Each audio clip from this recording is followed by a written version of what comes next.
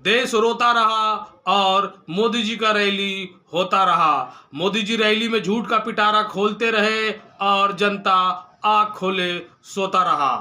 कल बिहार मधुबनी में मोदी जी की रैली थी, जहां पर मखाना, मछली और पेंटिंग के बीच अचानक से मोदी जी को याद आया कि उन्होंने पहलगांव में मारे गए लोगों पर तो चर्चा की नहीं, और अचानक से माहौल मेलोड्रामेटिक हो गया। उन्होंने पहलगांव में मारे गए लोगों का बदला लेने के लिए कसम खाई, वही आकाश और पाताल वाला घिसा पिटा उपमा दिया, जहां से मोदी जी उन हत्यारों को ढूंढ कर कड़ी से कड़ी सजा देंगे। इस पर न्यूज वालों ने भी मोदी जी का क्लोजअप लगाया, जनता का रिएक्शन काटा। इससे पहले सारा मामला वाइड एंगल में चल रहा था, जैसे वो मुद्दे इतना इम्पोर्टेंट नहीं हो। ये कसम खाने वाला सीन कुछ ऐसा प्रतीत हो रहा था जैसे पुरानी फिल्मों में हीरो विलेन से अपनी मां का बदला लेने के लिए अपनी मां का कसम खाता था, क्योंकि जनता के सामने कसम खाने वाले सीन पर जनता का कोई रिएक्शन आया नहीं और ना ही कोई तालियां बजी। शायद जनता भी इनको मेलोड्रामा से भली भांति वाकिफ हो चुकी हैं। शायद जनता भी ये सोच रही होंगी कि बीजेपी पार्टी को अपना नाम बदलकर बदलापुर पार्टी रख लेना चाहिए, ताकि अगर ऐसा कांड हो तो जनता खुद ब खुद समझ जाए कि अब बदलापुर पार्टी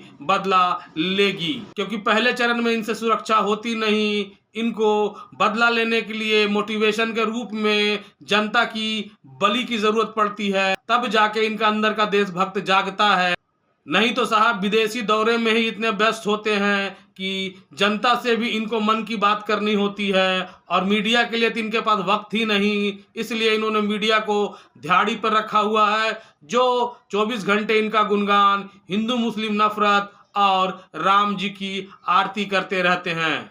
स्क्रीन पे ब्रेकिंग न्यूज में चल रहा था 26 हिंदू मारे गए, बाद में इनका जमीर जागा और 26 हिंदू के जगह इन्होंने 26 लोग मारे गए किया। लेकिन इन्होंने आदिल का नाम लेना भूल गया, जिसने हिंदू भाई बहन को बचाने के चलते अपने जान की आहुति दे दी। आदिल जो गाइड था, उसका जुर्म बस इतना था कि वो आतंकियों के बंदूक के सामने खड़ा होकर बोला कि इन्हें कुछ मत करो, ये मेरे हिंदू भाई बहन हैं, और अगले ही पल आतंकियों ने उसे 3 गोली मारा और आदिल वहीं पे ढेर हो गया। लेकिन शायद आदिल की मौत इनके एजेंडे में खलल डाल सकता था, इसलिए रिपोर्ट में आदिल की चर्चा की नहीं, क्योंकि आदिल इन सब मौतों में हीरो बनकर उभर रहा था, जिसने अपने हिंदू भाई बहन देशवासियों के लिए अपनी जान की आहुति दे दी थी। दूसरे गाइड की तरह आदिल भी वहां से सुरक्षित निकल सकता था, लेकिन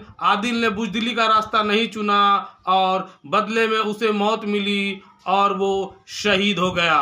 कुछ मीडिया वाले पहलगांव के घटना को कांग्रेस से तुलना कर रहे थे, तो कुछ मोदी लेगा बदला का दम भर रहे थे, लेकिन किसी ने इंटेलिजेंस फेल्यूर पे ना ही कोई सवाल उठाया, ना ही कोई टिप्पणी की, और मोदी जी और अमित शाह से जैसे सवाल करना था इनके प्रोटोकॉल में है ही नहीं। अब चाहे जितना मर्जी बदला ले लो, आतंकी जंग जीत चुके हैं, क्योंकि ऐसे मामलों में जो बाजी पहले मार जाता है जीत उसकी होती है, क्योंकि उन्हें जो करना था उन्होंने वो कर दिया।